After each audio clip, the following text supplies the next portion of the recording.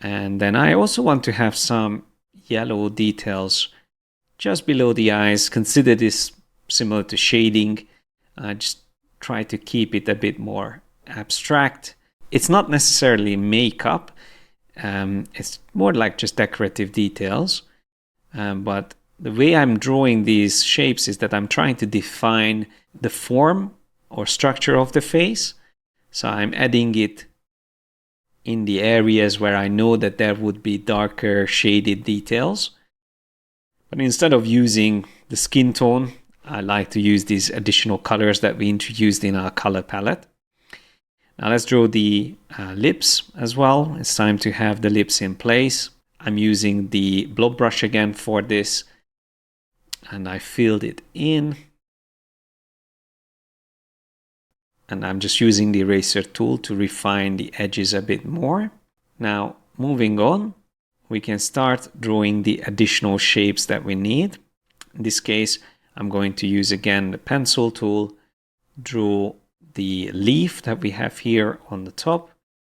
Make sure it's connected and then fill it in.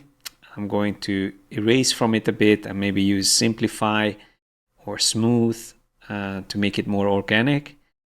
And then we can also use the pen tool. Sometimes it might be faster to use that for these type of shapes, so we can have nice straight corner points while still having these nicely curved details.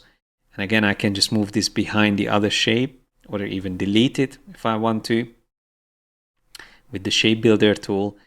And now we can just add another shape in here maybe, just to follow the sketch. Some shapes in front, some shapes behind. Always helps to add some depth and interest. Yeah, so we have these organic details on the right side. Now I'm using the pen tool to define the hairline here on the top. This is actually going to be a larger shape, so I'm going to draw over all of these details here and then follow along this outline that we have in the sketch.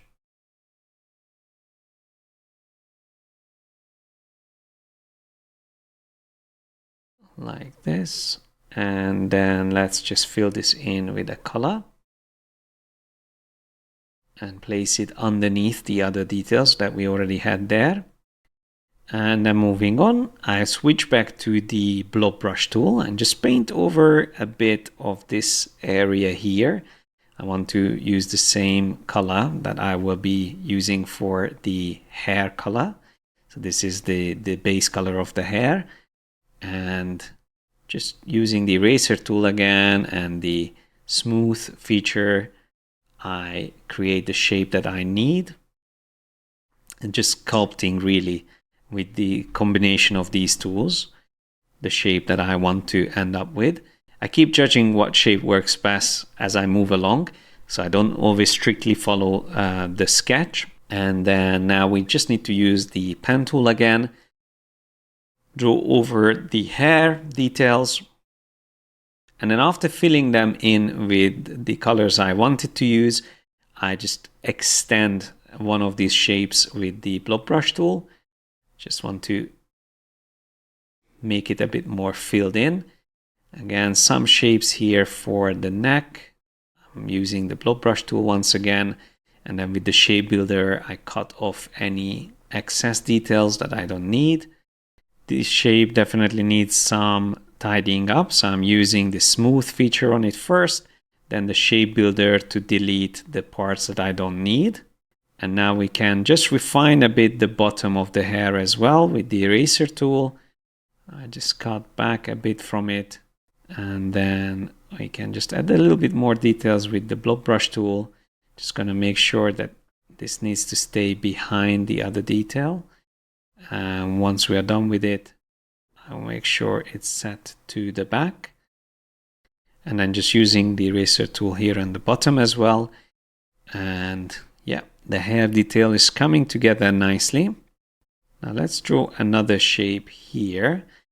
And I'm going to fill this in and place in the background. I felt like this would help to keep things together felt like it helps a little bit the balance of the illustration. And I actually created a new color swatch for this, and I will use it also on the left side. Now moving on, I'm going to use the blob brush tool and just fill in some details around the nose. And this is going to be later refined with the shading technique using a special brush.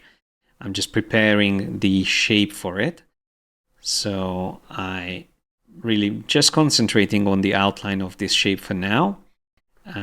After I use the blob brush, I always like to smooth out the shape and simplify it as well.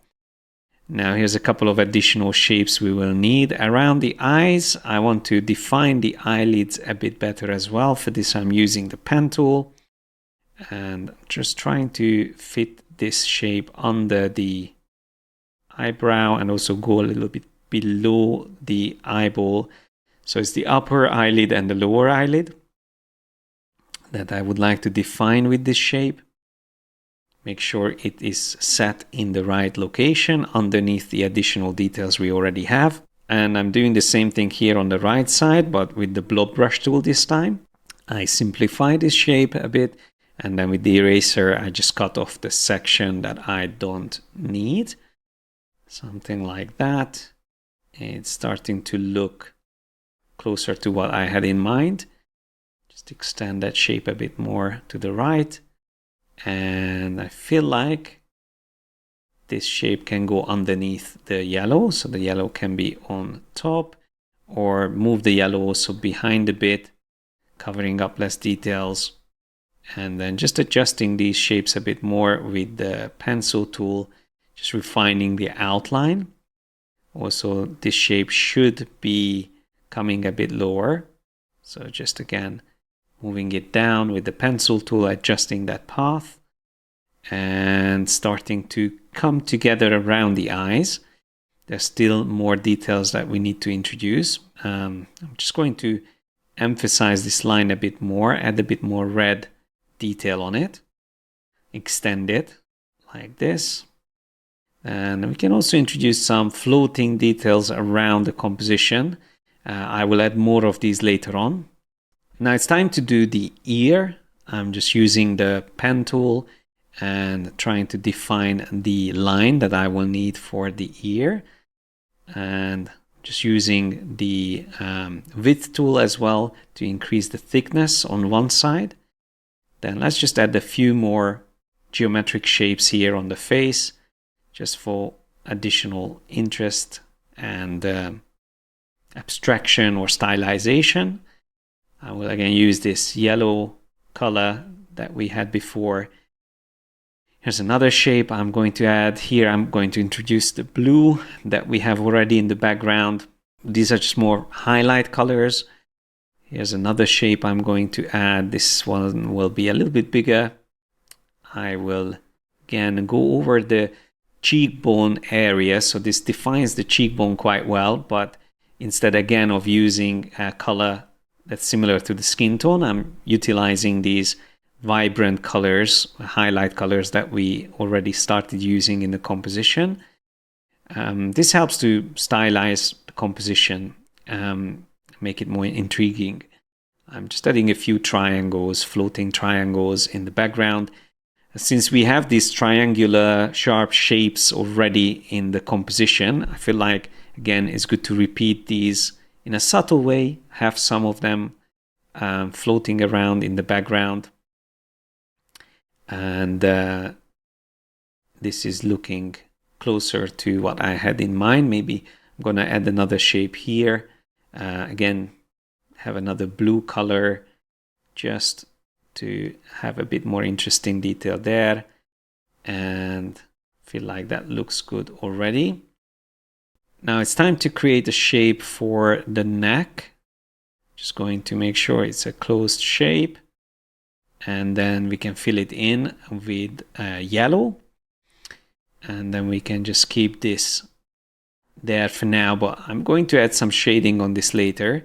Maybe we can already start doing this. So I'm just going to use the draw inside and add a bit more red colors here. I'm trying to keep these inside the original shape, simplify it a bit. And yeah, that looks already more interesting.